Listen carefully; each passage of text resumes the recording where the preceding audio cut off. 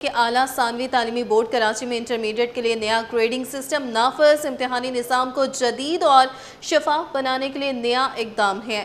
नया grading system inter part 1 2026 से लागू होगा। आपको अपडेट कर रहे हैं इससे मुताल्लिक कि आला सानवी तालीमी बोर्ड कराची में इंटरमीडिएट के लिए नया ग्रेडिंग सिस्टम नाफिज कर दिया गया। इम्तिहानी निज़ाम को जदीद और शफाफ बनाने के लिए नया इकदाम है। नया ग्रेडिंग सिस्टम इंटर पार्ट 1 2026 से लागू होगा।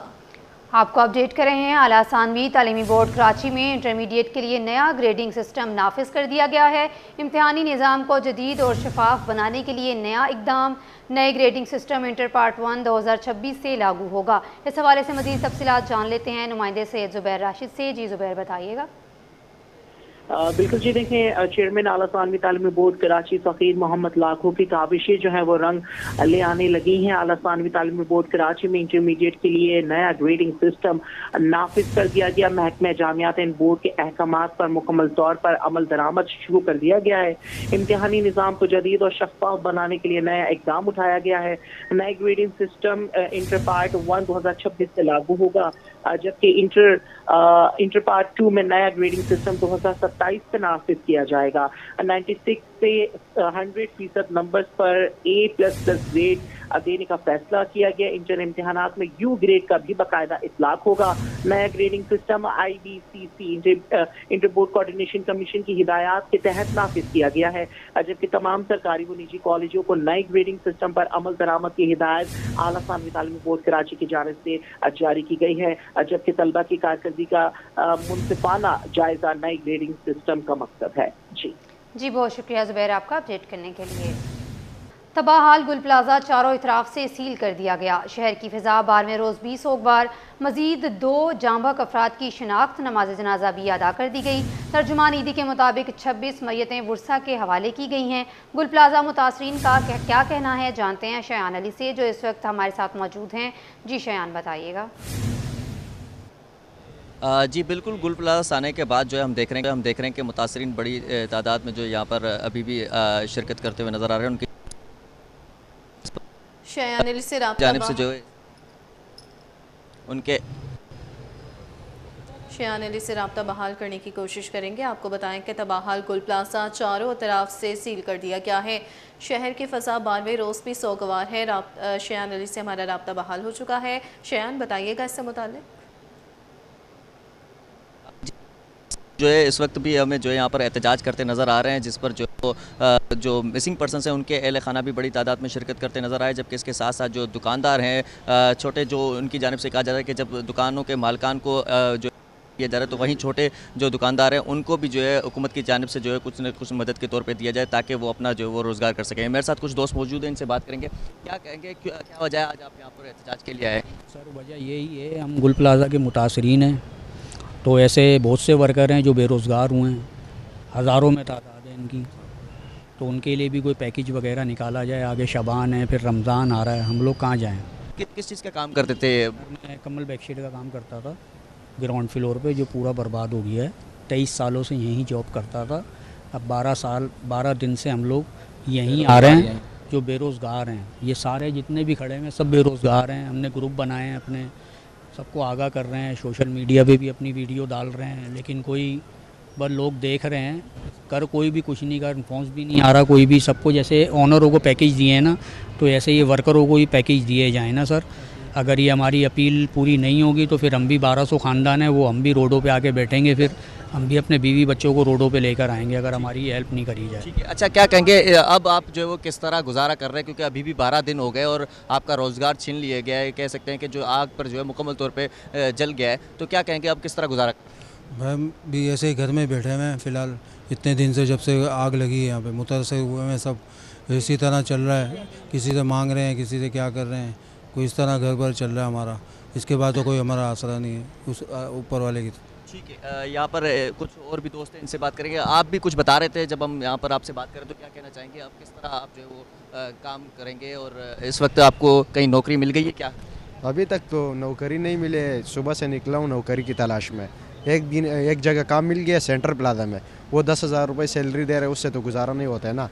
मालिक मकान को किराया भी देना है, तकरीबन मालिक घर का 20,000 रुपये किराया। तो पहले आप गुल प्लाजा में जब काम करते थे कितने तनख्वाह आपकी थी और क्या काम करते थे? दुबई करोकरी में काम करता था, मेज़नाइन फ्लोर पे 31,000 सैलरी थी, उसमें कमीशन वगैरह भी मिलता था।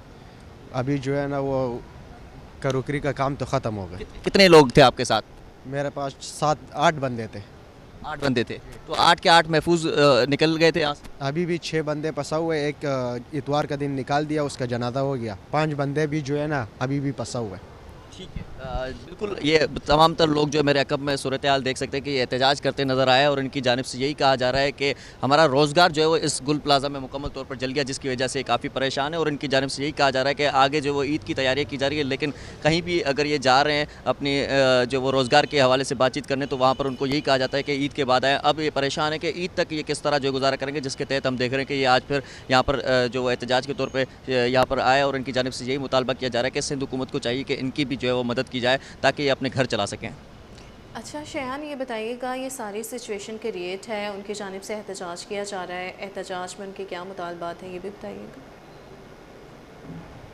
जी बिल्कुल, अब से कुछ देर कबल जब हम बात करें तो ये मुतालबात ही अपने बता रहे थे और उनकी जानिब से यही कहा जा रहा है कि जो इनका रोज़गार छिन गया है, जल गया है इस गुल प्लाजा में, तो हुकूमत को चाहिए कि इनके अल्टरनेट के तौर पे जो है ना इनको कुछ दिया जाए ताकि अपना घर जो है अपने चला सकें। मेरे साथ कुछ दोस्त मौजूद हैं, इनसे बात करेंगे। क्या क्या कहना चाहेंगे कि अब आपको क्या मुतालबात है, आखिर क्या चाहिए?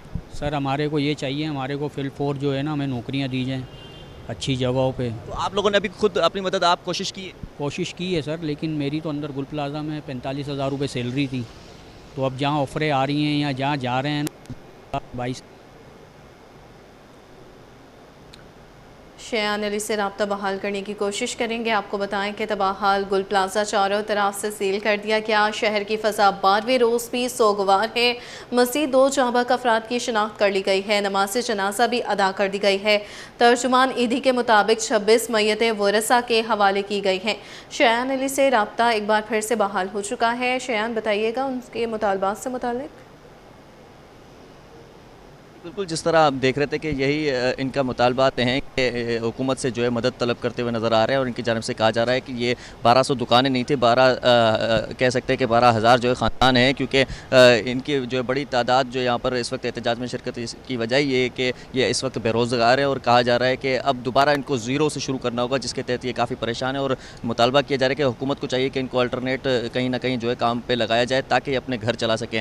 तो इनकी जानिब से यही कहा जा रहा है कि आज जो है यहाँ पर बात की गई है और मुतालबात के लिए एहतजाज की गया। अगरचे बात ना मानी गई तो ये मजबूरन रोडों पर भी निकलते हुए और एहतजाज को मज़ीद जो है वसी करते नज़र आएंगे।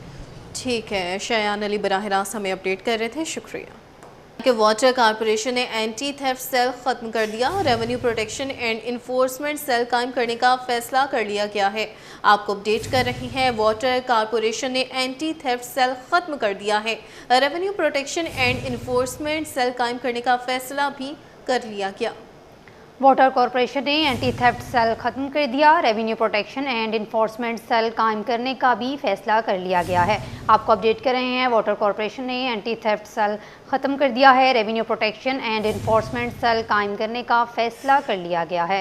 वाटर कॉरपोरेशन ने एंटी थेफ्ट सेल ख़त्म कर दिया। Revenue protection and enforcement cell कायम करने का फैसला कर लिया गया है। आपको अपडेट कर रहे हैं, वाटर कॉरपोरेशन ने एंटी थेफ्ट सेल ख़त्म कर दिया है। Revenue protection and enforcement cell भी कायम करने का फैसला कर लिया गया है। वाटर कॉरपोरेशन ने एंटी थेफ्ट सेल ख़त्म कर दिया। Revenue protection and enforcement cell कायम करने का फैसला किया गया है। एंटी थेफ्ट और कनेक्शन मुंतक़द करने की कार्रवाइयों की निगरानी होगी। RPEC की सरबराही चीफ एग्जीक्यूटिव ऑफिसर करेंगे। आपको अपडेट कर रहे हैं, वाटर कॉरपोरेशन ने एंटी थेफ्ट सेल ख़त्म कर दिया है। Revenue protection and enforcement cell कायम करने का भी फैसला कर लिया गया है। वाटर कॉरपोरेशन ने एंटी थेफ्ट सेल ख़त्म कर दिया। Revenue protection and enforcement cell कायम करने का फैसला कर लिया गया है। जी बिल्कुल, वाटर कॉरपोरेशन ने एंटी थेफ्ट सेल ख़त्म कर दिया है। Revenue protection and enforcement cell कायम करने का फैसला कर लिया है। वाटर कॉरपोरेशन ने एंटी थेफ्ट सेल ख़त्म कर दिया। Revenue protection and information cell कायम करने का फैसला कर लिया गया है। इस हवाले से मज़ीद तफसीलात जानते हैं एहसन अब्बासी से। जी एहसन, बताइएगा क्या अपडेट्स हैं?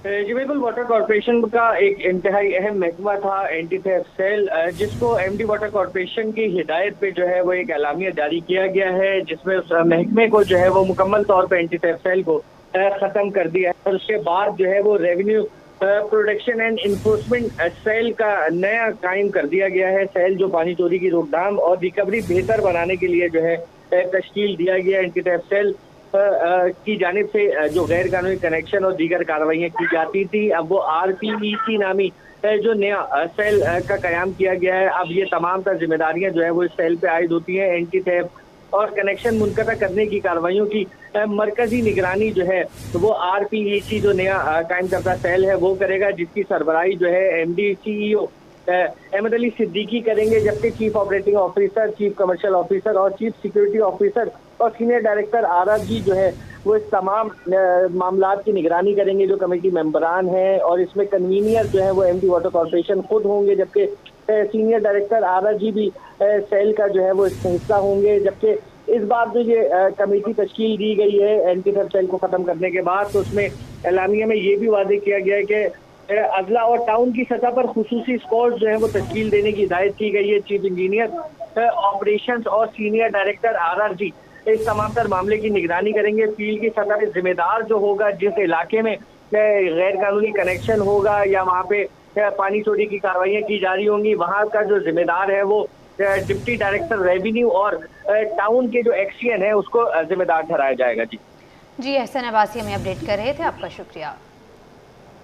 सिंध गवर्नमेंट अस्पताल साउदाबाद मलीर KMS डॉक्टर आगा आमिर मोहम्मद खान का अच्छा इकदाम सामने आया है। अस्पताल की इमरजेंसी में 4 बिस्तरों पर मुश्तमिल HEDU कायम कर दिया गया है, जहां पर मॉनिटर, ECG मशीनें और दीगर सहूलियात भी फ्राहम कर दी गई हैं। इस हवाले से मज़ीद तफसीलात जानते हैं इब्राहिम रिंस से। इब्राहिम बताइएगा। देखिए, बिल्कुल इस वक्त हम मौजूद हैं कराची के गुंजान आबाद इलाके मलीर में सिंध गवर्नमेंट सऊदाबाद अस्पताल में, जहां पर 4 बिस्तरों पर मुश्तमिल HDU इमरजेंसी के अंदर कायम किया गया, जहां पर आने वाले कोई भी इमरजेंसी में अगर मरीज़ आते हैं तो उनको तमाम तर सहूलियत फराहम करने के लिए यहाँ पर ये शोबा कायम कर दिया है, जिससे मरीज़ों को अब दूर के अस्पतालों में जाने की ज़रूरत नहीं पड़ेगी, बल्कि एक ही छत के नीचे मज़ीद बेहतर सहूलत मुयस्सर हो सकेगी। इस हवाले से हम बात करेंगे, हमारे साथ मौजूद हैं डॉक्टर सैयद मुबशर साहब, उनसे पूछेंगे इस फैसिलिटी के हवाले से। सर बहुत शुक्रिया।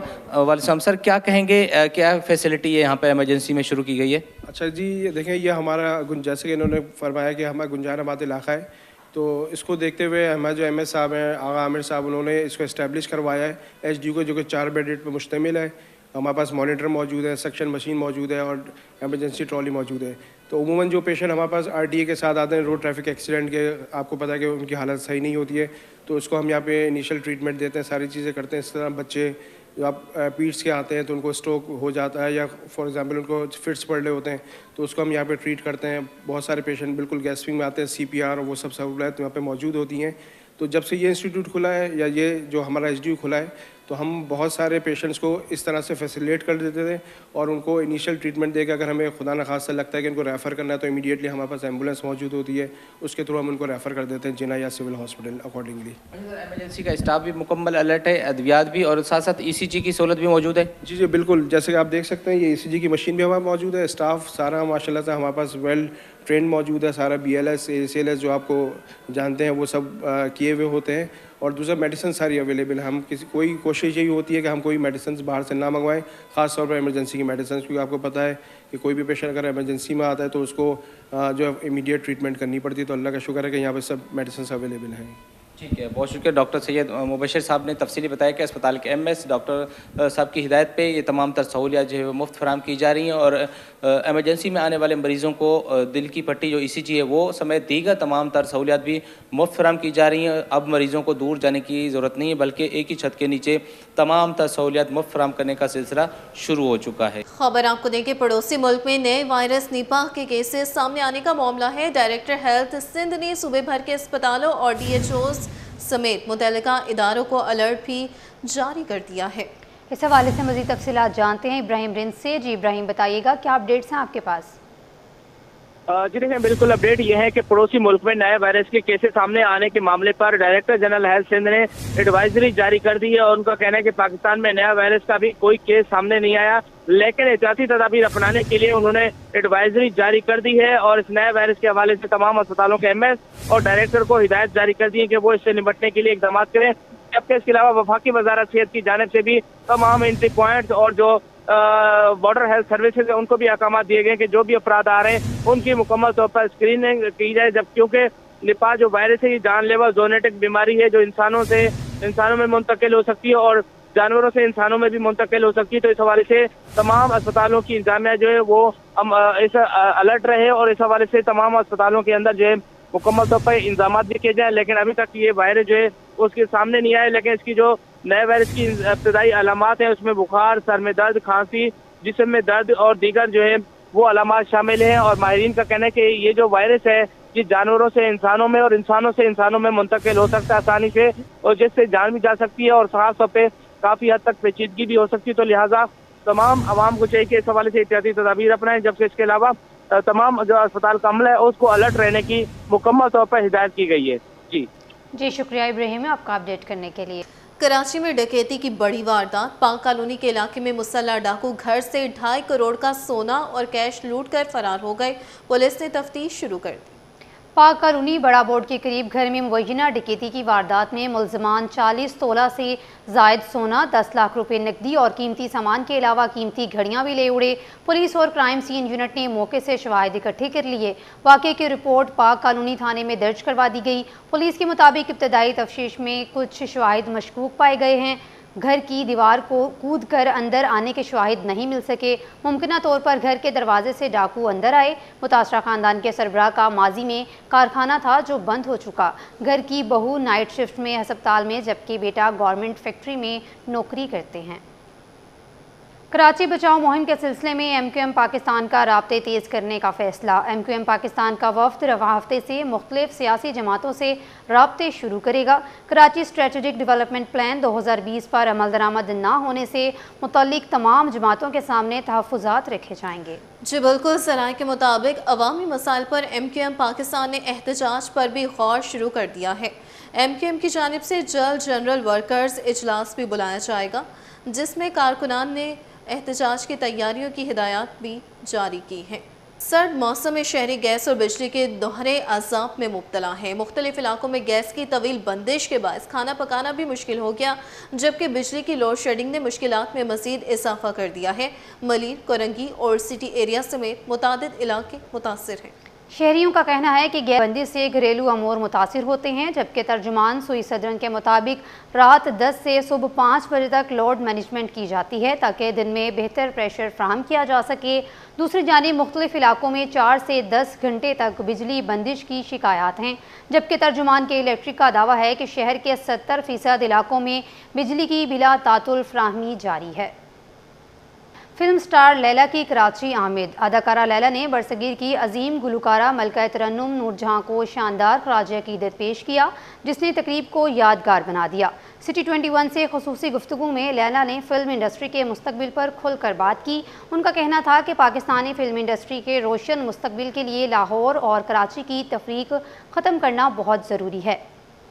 लैला ने अफसोस का इजहार करते हुए कहा कि बदकिस्मती से यहाँ सीनियर फनकारों को मुसलसल नज़रअंदाज किया जा रहा है, जबकि बॉलीवुड और हॉलीवुड में नए चेहरों के साथ साथ सीनियर अदाकार भी मरकज़ी किरदारों में नजर आते हैं। राहिल बेग से की गई गुफ्तगू में लैला का क्या कहना था, जानते हैं। जिस वक्त हमारे साथ मौजूद है फिल्म स्टार लैला, जो कि कराची में आज परफॉर्म कर रही हैं। मैडम नूरजहां को ट्रिब्यूट पेश किया है और कई फिल्मों में अपनी अदाकारी के जौहर दिखा चुकी हैं। लैला, सबसे पहले तो आपको कराची में वेलकम कहते हैं। Thank you so much. क्या कहेंगी, आज मैडम को एक बार फिर आपको ट्रिब्यूट करने का मौका मिला है। इससे पहले भी कई बार मैडम के गाने परफॉर्म कर चुकी हैं। कराची वालों से मिलने वाली मोहब्बतों पर क्या कहेंगी? कराची से मेरा रिश्ता बहुत पुराना है।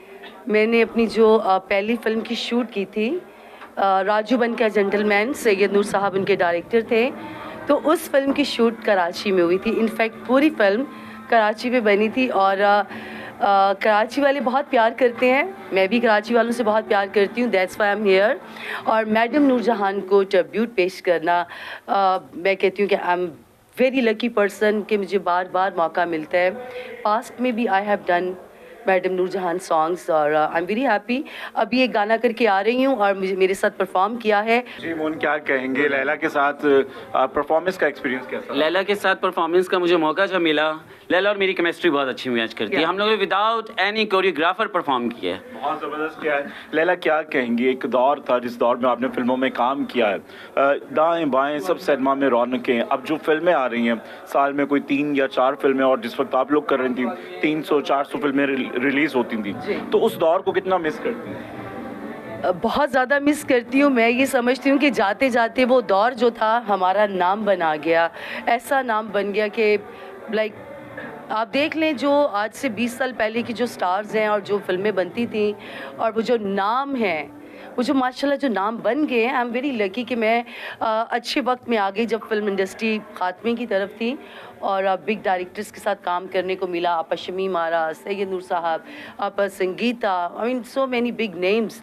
तो अल्हम्दुलिल्लाह आई एम वेरी लकी कि मैंने अच्छे डायरेक्टर्स के साथ काम किया और अल्लाह पाक ने नाम दिया। लैला, क्या लगता है फिल्म इंडस्ट्री को लेकर? उम्मीदें हैं कि दोबारा से कुछ रिवाइवल होगा, और फिल्म की जब भी बात होती है लाहौर और कराची दोनों को डिवाइड कर दिया जाता है। यही इस इंडस्ट्री का ड्रॉबैक है, इसी वजह से इंडस्ट्री ख़त्म हो गई, इसी वजह से अब कहीं की भी फिल्म नहीं चल रही। ठीक है, अगर किसी को लगता है कि कराची हमारी मुल्क का हिस्सा है, हमारा हिस्सा है, ये जो तफरका डाला गया था जी कराची वाले और लाहौर वाले, आई थिंक इस वजह से बहुत फ़र्क पड़ा है। न्यू जनरेशन और न्यू टैलेंट का मतलब ये नहीं है कि वो अपनी ही एक बस्ती बना लें, अपनी एक इंडस्ट्री बना लें और ख़ुद को जो ट्रू इंडस्ट्री है, जो रियल स्टार्स हैं जिन्होंने काम किया है बॉक्स ऑफिस के ऊपर, करोड़ों रुपए कमा के दिए हैं। तो मेरा ख्याल है अच्छी बात है, पढ़े लिखे लोग आ रहे हैं, अच्छी बात है टैलेंटेड लोग आ रहे हैं, लेकिन इंडस्ट्री, पूरी इंडस्ट्री को साथ लेके चलें। बिल्कुल। हॉलीवुड बॉलीवुड को देख लें, नए लोग आते हैं तो पीछे वालों को साइड पे नहीं करते, उनको लेके चलते हैं, क्योंकि वो ही इंडस्ट्री का सेहरा है। वो जो दूल्हे की शादी होती है ऐसे सेहरा नहीं बांधते, वो सेहरा है हमारे all big stars. And anyways I am so happy I am here. और एक परफॉर्मेंस कर लिया और एक रहती है, मून की भी और मेरी भी, देखेगा। बिल्कुल जी, लैला की एक और परफॉर्मेंस है, और उनका ये मानना है कि फ़नकार जो होता है वो फ़नकार होता है, उसका ना कोई शहर है ना मुल्क है, और सबको मिलजुल कर काम करने की ज़रूरत है। और फिल्म इंडस्ट्री के हवाले से उस सुनहरे दौर को आज भी याद करती हैं। उनका कहना है कि सब मिलकर अगर काम करें तो फिल्म का गुजरा हुआ वक्त एक बार फिर लौट कर वापस आ सकता है। इंशाअल्लाह।